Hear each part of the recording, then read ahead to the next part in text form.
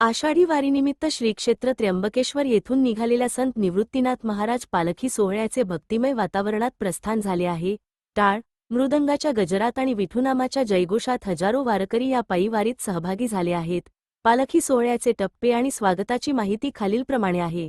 प्रस्थान जून 29 रोजी त्र्यंबकेश्वर येथून पालखीचे पंढरपूरकडे प्रस्थान झाले।